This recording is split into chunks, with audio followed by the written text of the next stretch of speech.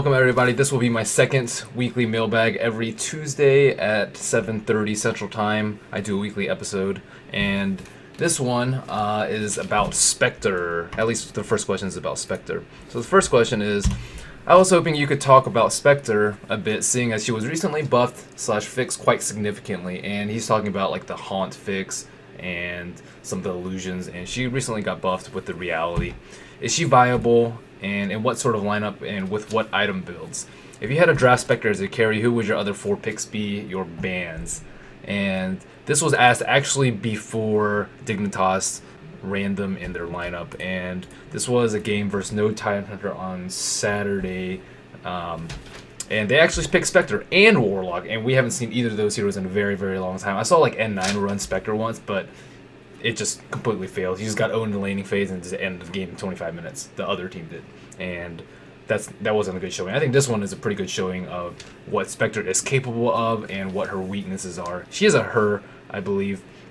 Her name in Dota 1 is Mercurial, and I'm fairly certain this is her, so I will probably be referring to her as a she.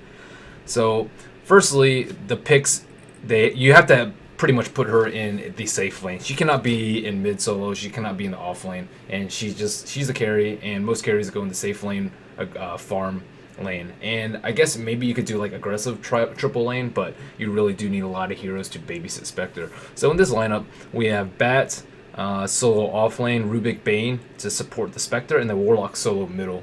And Rubik and Bane are pretty good in a triple lane, but with Spectre, it's actually their triple lane is actually very weak compared to the Undying, Luna, and Crystal Maiden, and I'll go more into that later. So we see Luna versus Spectre. These are the hard carries in this game, and this is played by Aki, and then this is played by AUI 2000, both the carry players. So let's see like why did they pick Spectre? What's the benefit of using Spectre? And like what are the weaknesses, and how can each team capitalize on it? How can No Tidehunter capitalize on Spectre's weaknesses, and how can Dignitas capitalize on Spectre's strengths? So let's see. The laning phase goes pretty much as expected. It is just triple lane versus triple lane on bottom, and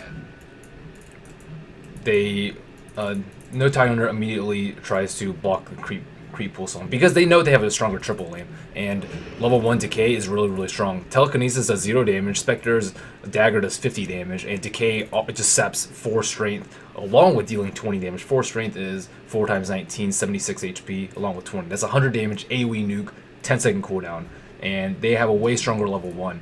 And Loda has Lunar Blessing at level 1. 3 times 14 is 42 damage. So one right click from each of them does 42 damage. And that's like almost as much as Aoi's nuke right now.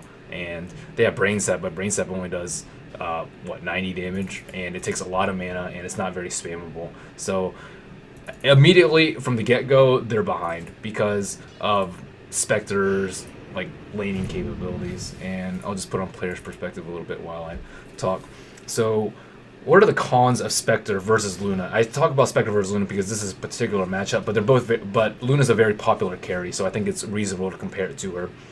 So one of the cons is that she has no range, and that's very important because Luna can just harass her usually, and just having range is a really big deal, especially in the triple lane. If you're a melee hero versus range, is an inherent disadvantage. And also, Spectre's really weak at level 1. He only has a 50 damage, 16 cooldown thing that does 50 damage, which is really, really low, and the movement speed bonus is almost negligible. It's 5%. That's almost nothing. And Luna already has more base move speed, 330 versus 295. And again, I was talking about Lunar Blessing. Lunar Blessing at level 1 is really strong compared to Dagger, and it's important to note that because in triple lane, you're very under-leveled for a long time. It's 2 minutes in, and these 2 supports are level 1. So the early game, the levels 1 and 2 is actually worth noting. And he has a relatively low damage nuke. Compare Spectral Dagger to Lucent Beam. Lucent Beam is 6-second cooldown. The Spectral Dagger is almost 3 times the cooldown at 16 seconds, and it does less damage. It scales 50 to 200 as opposed to 75 to 300, which is most nukes, and it has a mini stun. The utility of the slow and small vision is like slight benefit, but again, his nuke is pretty weak in comparison to most typical nukes, and it also takes a lot of mana. It takes 100 like 140 mana, 160 at level 4. Luna's Lucent Beam only takes 120. He has lower base move speed, but that's somewhat compensated by having Dagger, and you usually go Manta Style on him, so it's not that big of a deal. You can also go Tranquils on him to make up for his move speed, and his illusions do get move speed bonuses too. And lastly, he has no night vision. And that's also really important because the 6 to 12 minute phase of the game, you're really vulnerable to ganks. You're like still really underfarmed and you don't really want to die at that point. And Luna has 1800 night vision, 1000 bonus from Lunar Blessing, and it might not seem that big of a difference, but half the game is in nighttime.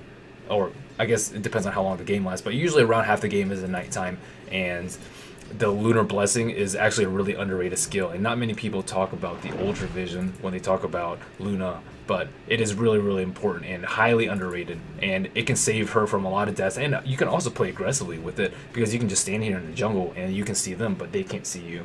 And Loda also has a much easier time lapse hitting because he has 14 damage plus 14, and so he's sitting at a pretty 76 damage, whereas he has 55, so that's like 25% increase in damage. And so this is the weak part of Spectre. He just dies. He doesn't offer that much in lane at early levels. He doesn't have good last hitting abilities. He doesn't have good defensive capabilities. He doesn't have strong nukes. And he's overall just really, really weak. And that's why people don't pick him, because he loses his lane. And I think Dignitas knew that they were going to lose his lane. But why would you pick Spectre then? What are the pros? I listed a lot of cons, but what are the pros?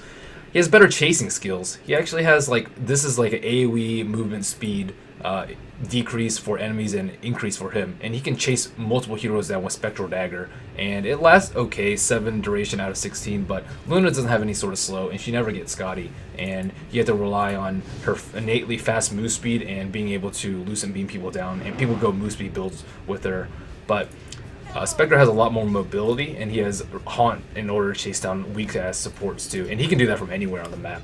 And I'll talk about that later. He has better escaping skills. He can dagger into the trees. Luna can't do anything like that, and it's really important to have for carries to have some sort of escaping mechanism like Anti-Mage or Faceless Void. They both have like a pseudo, or Faceless Void has a pseudo blink, but regardless, they're both pretty difficult to kill. And Spectre does have that going for her.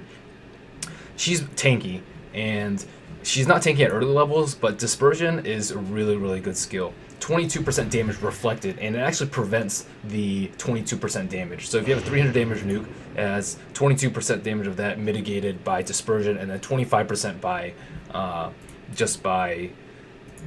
25% by magic resistance and 22% from Dispersion. And also, if you have heals to combo with it, from Magic Stick, from Tranquil Boots, from Warlock Heal, or Mech, the effect is buffed by about 22%, or Treads, or any HP item because of this Dispersion. Compare that to a hero like Luna, who doesn't have any defensive skills. I mean, she has Eclipse, but that's offensive. You can use it defensively because people won't clump around you, but it's important to note that she scales really well with the HP items.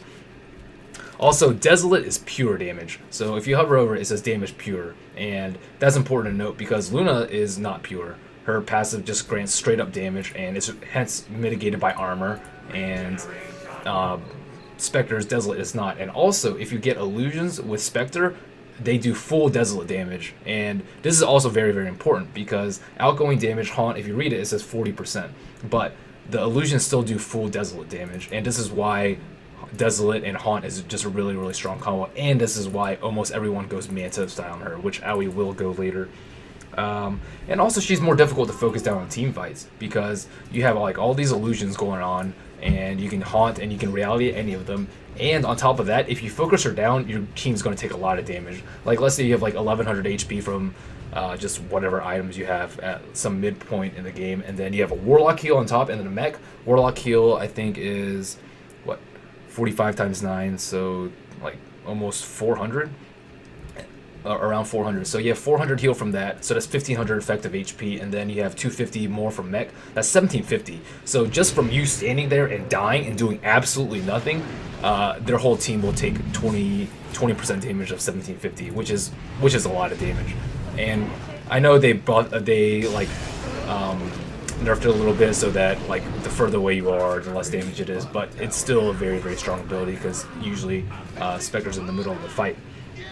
And the last most important thing is her ability to split push. So Keeper is always banned because you can just have someone pushing a lane while your team is pushing, and you can push 2 lanes at once because you can just recall the other guy. And same with Spectre. You can always be in another lane, and then she can just haunt in at any time, and you can have multiple lanes push, which is why Spectre's really strong. And also another thing that that I think Dignitas used very well with Haunt is it's used to like somewhat protect against Eclipse, because as soon as she eclipses, you can Haunt, and then the Haunt illusions will tank a lot of the damage, and they're like going to go away in a few seconds anyways, so why not use them for that? And that's actually really strong use of Haunt that I saw in this game.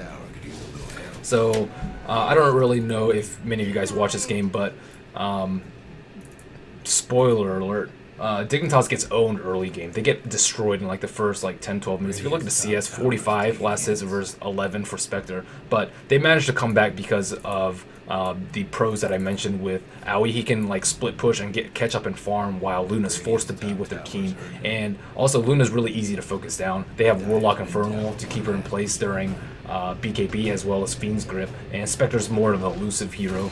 And also, if you focus Spectre down, all your weak supports who don't have BKBs are going to take the dispersion damage. And this game was actually a really good showcase with Spectre, and I can tell that they practice and they've used it and they analyze their strengths and weaknesses, and they rely on Warlock and Batrider to carry them through the early mid game, and then Fatal Bonds combined with Haunt and Infernal for lockdown and Shadow Word to heal along with Dispersion really synergizes well with Spectre's skill set. So if you really want to see a good display of Spectre, I recommend watching this game. No Tidehunter versus Dignitas. I think it's on Join Dota if you really want to watch it.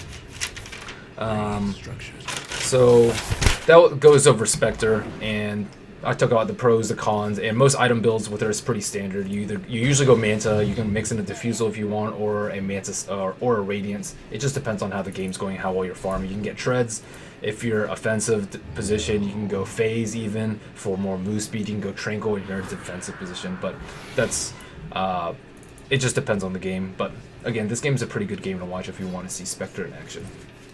So the second question that I received is this. Hiya Ben, I play a lot of support, and sometimes there are lulls in the game where my carries are farming for an item I've already warded and the lanes are pushed out pretty far, or I just don't feel like going to a lane to farm. Don't feel safe going to a lane to farm.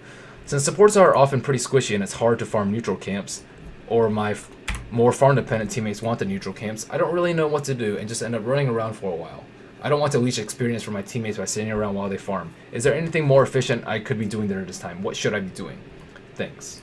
So this is like a kind of second point to the question that I was asked last week about what the one hero should do in certain situations. This was about like a 4 or 5 hero, and what should they do when there's really nothing for them to do. Like, let's say Spectre's just free farming down here, and Warlock's just getting levels in mid, and it's really hard to kill Niggs because he has Spike Carapace or Haste in a bottle, and he has Vendetta, and top lanes push out really far, so it's really hard to gank. So what should you be doing? You should just be doing neutrals all the time, and if you are too weak to do it, then you can just do it with a teammate, or you can just stack. And Rubik does this creep over here. He like telekinesis this creep over here, and it like runs around over here. And obviously not every support hero is Rubik and can do that, but regardless, you can still stack creeps. And if you ever, but I'll talk more about this later, but it always depends. You don't always want to stack creeps because your supports may be needed elsewhere around the map. But in general, if you don't know what to do, just stack, and somebody on your team will be able to take it. Spectre can take it, he has AoE with Dagger. Warlock can heal up and tank it and use Fatal Bonds. Range heroes can just right click it down and from range, outside of the leash range. But in general, if you don't know what to do, just creep stack camps. And usually if you creep stack, you'll be pretty close to your teammates. Like if you stack the small camp, you'll be really close to mid. So if they gank mid, you're already there. And like if you creep here and run up, you're really close to your T1 tower, and it's like pretty safe. These camps are a little bit more dangerous, especially with the T1 tower down as is. But in general, like you want to just stick with your like ganker heroes and stick with your other heroes and just like protect them. And they have a Nyx on the other team and a Clockwork, and they can gank from long range, even though they have very good vision around the map in middle and in bottom, and wards are already up as was stated in the question. You still need to be prepared for these ganks that you may not see coming, eat, or smoke. And aside from that, you can also You can pull creeps. You can just pull creeps here, deny the other team some experience, get yourself some levels of farms. You can double pull and pull this one to this one if this tree's cut down. You can triple pull if you pull from here.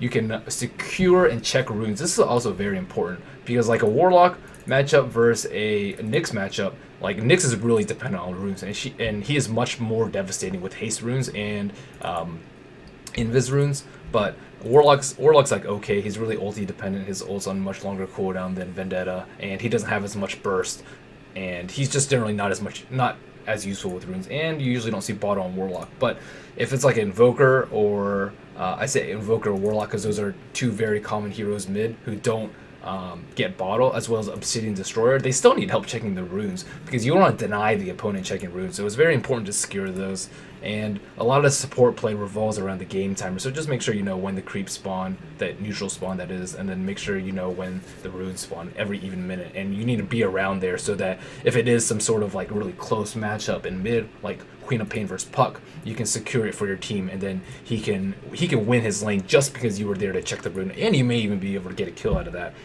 Also, there are another couple options you can do. You can TP gank, especially during nighttime, which it is right now. 6 to 12 minutes is nighttime. You can like TP top in the fog and then just approach from like 800 range away, which is long enough for most spells. You can even almost grip from the fog if you're a sword hero like Bane. And nighttime's very, very good time to TP gank. And you can also smoke gank. In competitive games a lot, you'll see dual supports from the triple lane. They'll rotate from bottom all the way to top or to mid. They'll like go around all the way over here. I can't actually draw lines in the replay, but they'll go all the way around here from bottom Radiant and gank the middle lane, which is the Nyx, obviously with Sentry Wards or Dust if you need it. But last thing I wanted to talk about is like all this depends on what the opponent does, and one thing that I try and do a lot is look at the game from the opponent's point of view. So like right now on Dignitas, let's check it out from Dignitas' point of view. Gotta pause it real fast. Okay, so Dignitas, they have very good vision right now. They have a ward in mid, and they have a ward in bottom, and they don't really know what they're up to right now. A couple of heroes are in fog. Loda's in the fog. Eternal Envy's in the fog, and they only show one hero on top. And pretty much 1 second ago, Aki was also in the fog. So they only reveal 2 heroes on the map. They have a Nyx Assassin, who is their main threatening ganker, and they have Clockwork, their second most threatening ganker. So their 2 gankers are visible, and they don't have to worry about a Nyx gank, so Spectre's like safe to farm outside a tower, and the supports are free to just like run around and do neutrals and whatever they want. But as so No Tighter knows this. Like they know what they see, and they see that their gankers are revealed. So they have to make something happen, and they can't just like give this Spectre breathing room to farm. He only has Tranquil Boots and Stout Shield and 300 gold. This is 11 minutes in. This is a very poor Spectre. They want to keep him under leveled, so they can't ever make him feel safe. Like Nyx just being in the fog is almost as good as him running around ganking, because he still has that threat of being anywhere at any time with Vendetta, and they don't have any sentries out on the map. So like seeing it from No Tighter's point of view, it's like, okay, well, they know that our gankers aren't ganking, and we really need to do something about this. And we need to force Spectre to fight and not farm, or try and destroy like them in a team fight, or just try and take complete map control so Spectre can't farm. And you really need to have this sort of game plan as you play in a game, so that you can win more. And it's important to have game plans so all your team's on the same page and you can make shit happen, which is keep Spectre down. This is their goal. Keep Spectre down, don't let her farm, win, extend our early game advantage with a huge Luna farm, and we can take team fights because Spectre is weak early, and they know that, and they want to do that. So as this progresses, I'll fast forward a couple of seconds. So now, at this point, their game plan is revealed. Aki is rotating top. They see this with the ward. It says we have 1 hero, 2 heroes, 3 heroes, 4 heroes, and Loda TP top. So just 3 seconds later, the whole game plan is real. They're going to push top. CM's rotating top, Loda TP top, and all 5 heroes are showing. And just 3 seconds, we went from 2 heroes to no idea what they're doing to 5 heroes they're pushing top. And with these good wards, they know what they're doing right now. So you need to see what they see from the opponent's point of view. And now Dignitas knows what to do. Okay, they're either going to defend top or abuse the fact that all 5 of them are going to be together, and and try and just outfarm them at this point and just sacrifice this tower for some free farm. But also important to note is that Admiral Bulldog's alone, and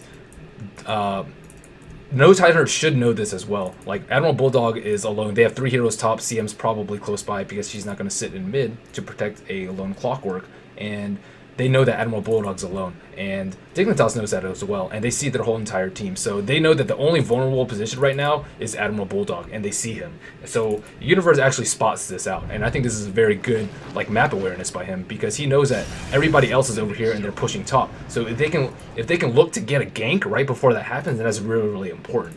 And you always have to play based on the vision and based on how things go during the game. But as soon as Dignitas sees their game plan, they try and react. Oh shit, they see an opportunity and they try and pick it off while Rubik tries to get his level 6 on bottom, and while Spectre free farms mid, they're trying to make shit happen. And unfortunately, Universe is the only guy that sees his gank and his support's a little bit far behind, but he had the right idea. And now they see them all 5 top, and pretty much they just take this tower down right now. But regardless, the point I wanted to make is you have to see the game from the opponent's point of view right now too. And I'll switch it over to the Dire side. And a couple minutes ago, they don't have any wards out except on bottom lane, and no one was on bottom. So they only see Rubik farming on bottom and Spectre farming in mid. So they have no idea where their other 3 heroes are, which are these 3 heroes. And go back to 20 seconds ago when they were all pushing top. They wanted to group together because they feel threatened, because they don't know where these heroes are. And Bat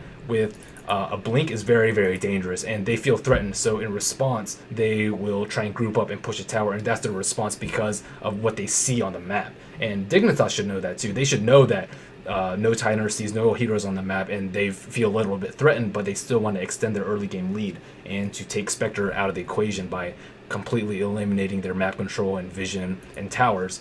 And the appropriate response is to 5-man push. So it's very important just to see the game from the opponent's point of view.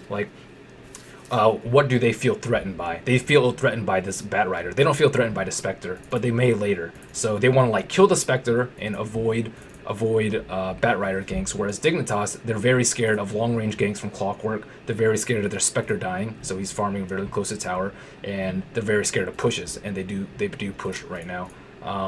And Luna has a really, really huge early game lead, has drums and Aquila on the Spectre, so they're going to extend the advantage. And who do they want to kill? There's important heroes to kill and there's unimportant heroes to kill. They can kill Rubik a couple of times, but he's going to get level 6 sooner or later. But if they keep a Spectre down the whole entire game, they're going to Dignitas will lose because Luna will just outcarry her. So there's prime targets and there's not really prime targets, and you have to assess it from the opponent's point of view. And what do they want to do? What are they going to do?